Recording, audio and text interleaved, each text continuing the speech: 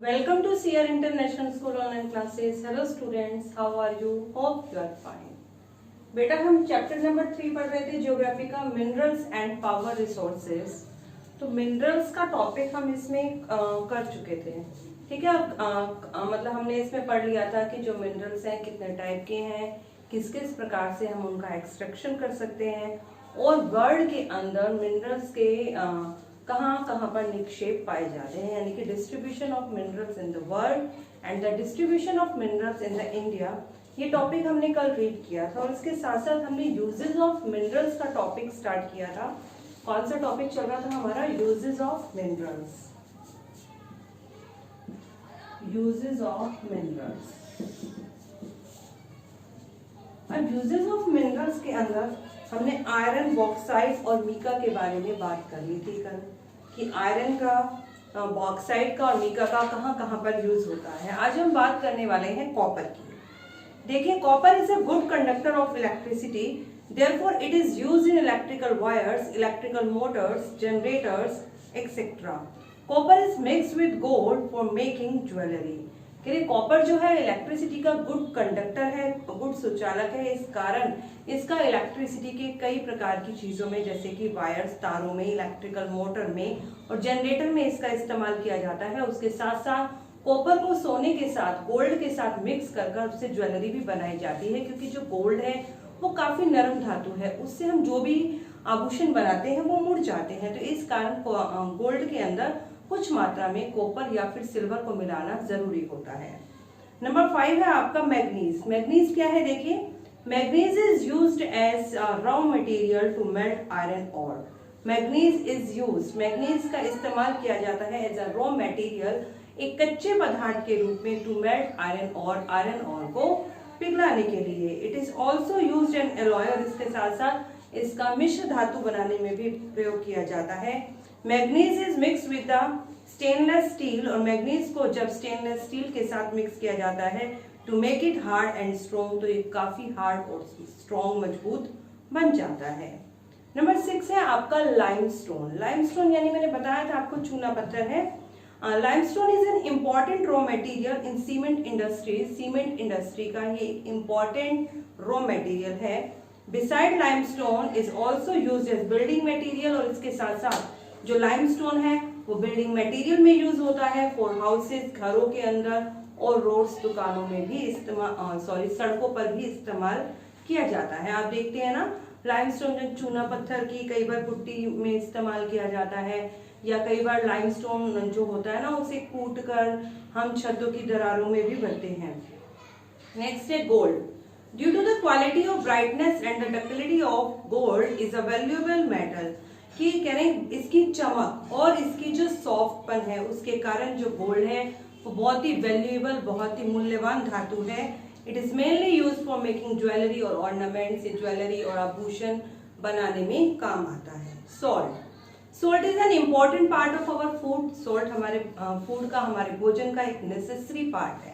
यदि सॉल्ट नहीं हो तो हमारे फूड के अंदर कोई भी टेस्ट नहीं रहेगा, तो ये तो एक नेसेसरी पार्ट है। And it is used as preservative, और इसे हम प्रिजर्वेटिव के रूप में भी यूज करते हैं। मीन्स जैसे कि कोई भी चीज हमें प्रिजर्व करनी हो, लंबे समय तक सुरक्षित रखनी हो, तो उसके अंदर भी नमक को डाला जाता है। जैसे आपने देखा होगा घर पर मम्मी अचार बनाती हैं, तो जब पिकल बनाया जाता है, अचार बनाया जाता है, तो उसके अंदर काफी मात्रा में, क्वांटिटी के अंदर सॉल्ट और साथ में ऑयल मिलाकर डाला जाता है, ताकि वो अचार खराब ना हो।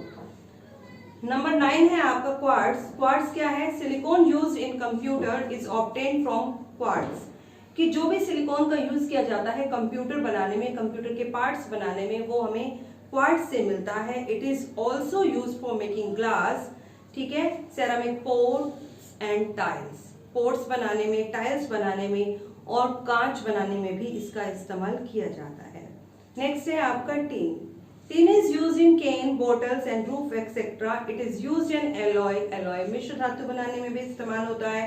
Tin is an light weight, ये बहुत ही लाइट वेट का है, एंड ब्राइट मेटल, और बहुत ही चमकदार मेटल है। Therefore it is used as building material, इसलिए इसका इस्तेमाल बिल्डिंग बनाने में किया जाता है। एंड इन डेकोरेटिव आइटम, या फिर सजावटी जो वस्तुएं होती हैं उसमें भी हम इसका इस्तेमाल करते हैं। नेक्स्ट टॉपिक हम पढ़ते हैं कंजर्वेशन ऑफ मिनरल्स। कौन सा है बेटा? Conservation of minerals. Means minerals का कंजर्वेशन मतलब किस तरीके से हम मिनरल्स को संरक्षित कर सकते हैं, उसे सुरक्षित कर सकते हैं। Minerals are exhaustible resources. Exhaustible resources होते हैं जो जल्दी मतलब खत्म हो जाते हैं। ऐसा नहीं कि जैसे कि आप देखिए विंड है, हवा है, आज चली फिर आ जाएगी दोबारा कल, फिर हवा चल पड़ेगी।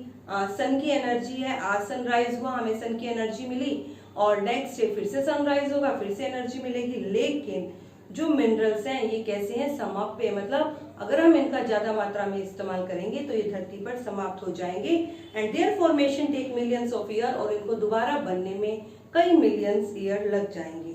Thus they must be conserved as the demand of mineral is increasing day by day to meet the need of present and the future generation. Thus they must be conserved. तो इन्हें कंजर्व करना, इन्हें संरक्षित करना बहुत ही जरूरी है, क्योंकि as a demand of mineral is increasing, जैसे जैसे मिनरल्स की डिमांड डे बाय डे बढ़ रही है, क्योंकि हमारी जो प्रेजेंट नीड्स हैं वो बढ़ती जा रही है, लेकिन अभी हमें अपने फ्यूचर की जो जनरेशन है, जो भविष्य में आने वाली जो भावी पीढ़ियां हैं, उनके लिए भी मिनरल्स को संरक्षित रखना बहुत ही ज्यादा जरूरी है। Minerals can be conserve by reducing there consumption. हम मिनरल्स को कंजर्व कर सकते हैं कि हम उनकी खपत को कम करें and by avoiding their wastage in production and the distribution, और उनके वितरण या फिर उनके प्रोडक्शन उत्पादन के अंदर जो भी चीजें वेस्टेज होती हैं, खराब होती हैं, उन पर भी हम ध्यान दें। रिसाइकलिंग ऑफ मेटल्स, मेटल्स का पुनर्चक्रण करें। यूजेस ऑफ सब्स्टिट्यूट, उसकी जगह पर हम किसी दूसरी चीज का यदि इस्तेमाल कर सकते हैं तो हम वो करें। बेटर माइनिंग मेथड, मिनरल्स को निकालने के लिए जो मेथड्स हम यूज करते हैं वो भी हम चेंज कर सकते हैं। डिस्कवरी ऑफ न्यू मिनरल्स, हम कुछ नए मिनरल्स की खोज कर सकते हैं बाय यूजिंग लेटेस्ट टेक्नोलॉजी, नई नई टेक्नोलॉजी को यूज कर are the some of the methods to conserve mineral, और ये कुछ मेथड हैं जिनके द्वारा हम मिनरल्स को कंजर्व कर सकते हैं। ठीक है बेटा, अब आप देखिए, अब हम बात करते हैं पावर रिसोर्सेज की। मिनरल्स का टॉपिक हमारा कंप्लीट हो गया है। पावर रिसोर्सेज यानी कि ऊर्जा संसाधन। ठीक है, अब मैं आपको बताऊं पावर रिसोर्सेज कैसी है। ये एसेंशियल है, बहुत ही ज्यादा जरूरी है। कोई भी हमारे इंडस्ट्री का काम होता है, आप अपने घर में ही देखिए ना, कितनी सारी चीजें आपकी बिजली से चल रही हैं। ठीक है, तो देखिए आप, पावर और energy is indispensable for any industry. Energy is required in various economic activities like agriculture, industry, transport, defense, commercial and the domestic purpose. कह रहे हैं जो पावर और एनर्जी, जो ऊर्जा है, डिस्पेंसेबल का मतलब होता है असेंशियल, वो बहुत ही असेंशियल, बहुत ही जरूरी पार्ट है हमारी इंडस्ट्री का, क्योंकि कोई भी मशीनें नहीं चल सकती without energy. Energy is required, energy की जरूरत होती है इन वेरियस इकोनॉमिक एक्टिविटीज, अलग अलग प्रकार की इकोनॉमिक एक्टिविटीज में, लाइक एग्रीकल्चर, यदि हम खेती कर रहे हैं तो बहुत सारा काम हमारा मशीनों से होता है। इंडस्ट्रीज में भी हमारा काम मशीनों से चलता है, और ये सब मशीनें चलाने के लिए हमें पावर की जरूरत होती है। ट्रांसपोर्ट के लिए, डिफेंस के लिए, कमर्शियल यूज के लिए, और यहाँ तक कि हमें डोमेस्टिक यूज के अंदर भी, डोमेस्टिक पर्पस के अंदर भी हमें पावर रिसोर्सेज की जरूरत पड़ती है। Power resources can be broadly classified into conventional and the non-conventional resources of energy. Power resources को हम मुख्य रूप से दो भागों में डिवाइड कर सकते हैं, कन्वेंशनल और नॉन कन्वेंशनल। अब कन्वेंशनल क्या है? कन्वेंशनल एक ऐसे रिसोर्सेज हैं जो मतलब हम काफी लंबे समय से यूज कर रहे हैं और ये खत्म हो सकते हैं, मीन्स ये नॉन रिन्यूएबल हैं, इनको बनने में काफी मिलियन ईयर लग जाते हैं। लेकिन जो आपके नॉन कन्वेंशनल रिसोर्सेज हैं ये पुनः थोड़ा जल्दी ही रिकवरी कर जाते हैं। ठीक है, तो आज हम बात करते हैं कन्वेंशनल रिसोर्सेज ऑफ एनर्जी। पहले हम देख लेते हैं कि कन्वेंशनल और नॉन कन्वेंशनल रिसोर्सेज होते क्या हैं। देखिए, कन्वेंशनल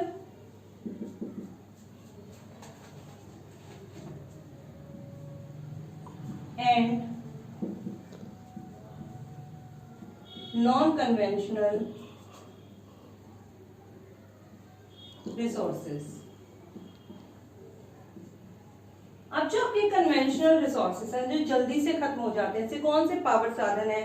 आपका कोयल है, पेट्रोल है, नेचुरल गैस है, आपका हाइड्रो इलेक्ट्रिसिटी यानी कि बिजली जो पानी से बनने वाली बिजली है वो है, और नॉन कन्वेंशनल में जो गैर परंपरागत है, जो जल्दी से रिन्यूएबल हो जाते हैं, वो आपकी सोलर एनर्जी, सूर्य की एनर्जी है, विंड एनर्जी है, न्यूक्लियर एनर्जी है, आपकी जियोथर्मल एनर्जी है यानी कि जो भूमि की गर्मी से प्राप्त होती है, टाइडल एनर्जी है एंड बायोगैस है। इन सभी के बारे में बेटा हम कल कुछ डिटेल में पढ़ेंगे, किस किस के बारे में, conventional resources and non conventional resources. Okay.